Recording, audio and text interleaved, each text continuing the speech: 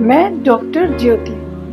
आज हम बात करेंगे शियाटिका, एक प्रकार का पैरों का दर्द। शियाटिका हमारे जो रीढ़ की हड्डी होती है उससे निकल रही स्पाइनल नर्व्स जो कि पैरों में घुटनों से होते हुए हील तक जाती हैं, उनमें किसी कारण से अगर जो हमारे स्पाइनल नर्व्स हैं उसमें किसी प्रकार से कंप्रेशन यानी दबाव, कोई पुरानी या नई चोट लग गई हो, या किसी कारण से एजिंग का कोई डीजनरेशन हो, या उसमें एक तरह की स्पाइनल डिस्क होती है जो हमारी रीढ़ की हड्डी होती है, उसमें किसी भी प्रकार का कोई चोट लगी हो, डीजनरेशन हुआ हो, या कभी कभी उसमें कुछ चेंजेस आ गए हो पैथोलॉजिकल या एनाटॉमिकल, तो हो सकता है कि जो कुछ एबनॉर्मलिटी जो स्पाइनल डिस्क में आ जाती है उसकी वजह से नसों में दबाव हो सकता है, और नसों में दबाव जो कि नस पैरों तक जाती है उसके कारण पैरों में काफी दर्द हो सकता है। तो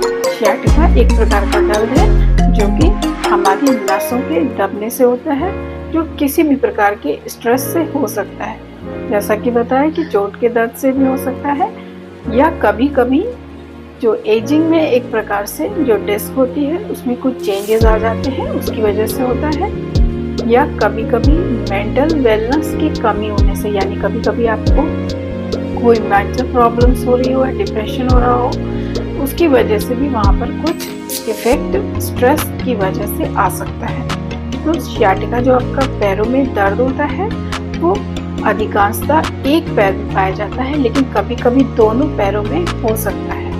तो इस दर्द को जो कि इसके लक्षण क्या है यह हमें समझना है कि इसके लक्षण में बहुत ज़्यादा पैरों में दर्द हो सकता है, कभी कभी सुन्न सा लग सकता है, या कभी कभी जो रूटीन वर्क है उसमें काम करने में दिक्कत हो सकती है। इसके अलावा कभी कभी जलन सी भी हो सकती है पैरों में। तो शियाटिका का दर्द अगर इस प्रकार से होता है तो आपको समय से पहचान कर उसका इलाज कराना है, जिससे कि वो बहुत ही अधिक ना बढ़ जाए। ये माइल्ड टू सीवियर यानी हल्का भी हो सकता है और बहुत अधिक भी हो सकता है।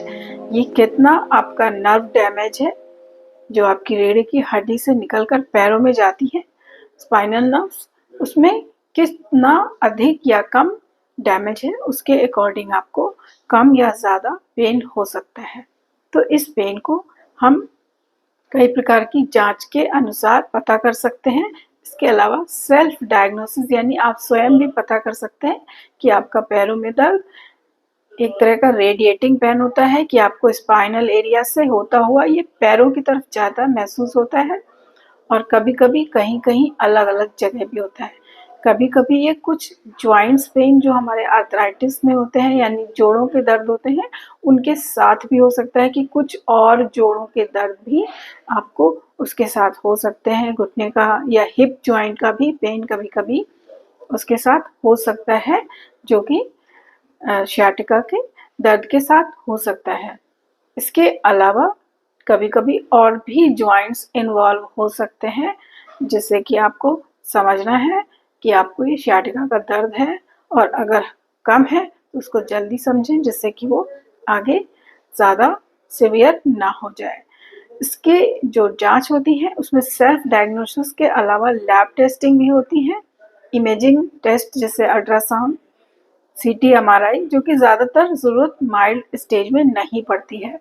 तो अगर सीवियरिटी यानी बहुत प्रॉब्लम ज़्यादा होती है तभी जो है इमेजिंग जो जांच होती है अल्ट्रासाउंड, सीटी, एमआरआई की तभी ज़रूरत पड़ती है। अगर आपका दर्द नॉर्मल जो कई प्रिवेंटिव केयर्स हैं, कुछ ट्रीटमेंट्स हैं, अगर उनसे ठीक नहीं होता है तो आपको जांच की ज़रूरत पड़ सकती है। फिर उस जांच के आधार पर कभी कभी सर्जरी की आवश्यकता भी पड़ सकती है।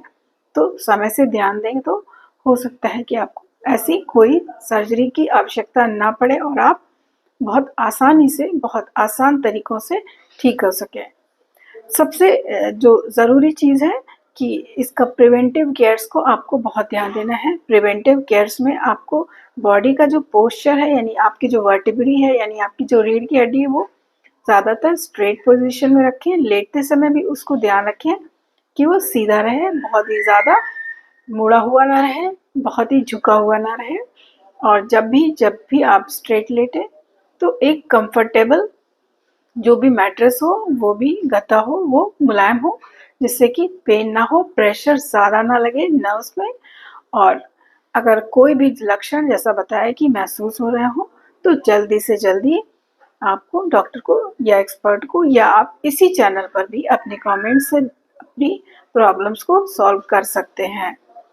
इसमें जैसा कि बताया, पहला आपको ध्यान देना है कि पोस्चर आपको ठीक रखना है अपनी रीढ़ की हड्डी का। इसके अलावा नंबर 2, आपको सिंपल एक्सरसाइज वॉक करनी है, लेकिन कोई भी स्ट्रेस नहीं डालना है कि किसी भी एक्सरसाइज को इतना नहीं करना है कि आपको वो दर्द ज़्यादा महसूस हो। आपको उतनी ही करनी है जितने में आपको लगे कि आपको दर्द नहीं हो रहा है अधिक, और उसको बेटर महसूस हो रहा है पेन में। तो ध्यान देना है कि एक्सरसाइज उतनी ही करनी है जिनमें आपको दर्द ना हो। किसी भी प्रकार का स्ट्रेस नहीं डालना है किसी भी जॉइंट्स पे। वजन को ध्यान देना है कि वजन ना बढ़े। अगर वजन ज़्यादा है तो वजन को कम करने के तरीके ध्यान देना है। इसके लिए आपको अपना न्यूट्रिशन बहुत समझना होगा, जिससे कि आपको अपने खाने की चीज़ों में क्या खाना है क्या नहीं खाना है वो आप इस चैनल से भी पूछ सकते हैं। और इसमें कई वीडियोस पड़े हुए हैं जो आप देख सकते हैं, या कुछ और भी आपको पूछना है तो आप आगे पूछ सकते हैं। इसके अलावा जो आप सिकाई कर सकते हैं, ठंडी सिकाई भी कर सकते हैं। 20 मिनट रोज ठंडी सिकाई कर सकते हैं अगर बहुत ज़्यादा दर्द हो रहा है, या हल्की हॉट सिकाई भी कर सकते हैं 2-3 दिन। तो माइल्ड स्टेज में अगर आप ये सब करते हैं तो घर पर ही रहकर आप आसानी से ठीक हो सकते हैं। लाइफस्टाइल चेंजेस करना है, जैसा कि बताया कि न्यूट्रिशन है, थोड़ा एक्टिविटी रहे, और एक्टिविटी कोई स्ट्रेस लेवल पर नहीं होनी चाहिए। अपना कैल्शियम लेवल भी हमेशा ध्यान रखें। ब्लड टेस्ट में नॉर्मल जो जांच होती है, रूटीन टेस्ट होते हैं, उसमें अपना कैल्शियम, विटामिन डी, हीमोग्लोबिन, इसकी जांच कराएं, जिससे कि अगर कुछ कम हो तो वो सप्लीमेंट्स या अपने मील या न्यूट्रिशन में ऐड करें। और अगर आप बहुत अर्ली स्टेज में टेस्ट कर लेते हैं या सेल्फ डायग्नोज भी कर लेते हैं तो कुछ होम्योपैथिक दवाइयाँ हैं जिससे कि आप आसानी से जल्दी ठीक हो सकते हैं एक्सरसाइज, प्रिवेंशन और न्यूट्रिशन के साथ। कुछ दवाइयाँ जैसे कि कोलोसिंथ, ब्राइनिया, फाइटोलक्का या आर्निका, या कुछ और भी बहुत सारी होम्योपैथी दवाएं होती हैं जो कि हर पर्सन में अलग अलग हो सकती हैं।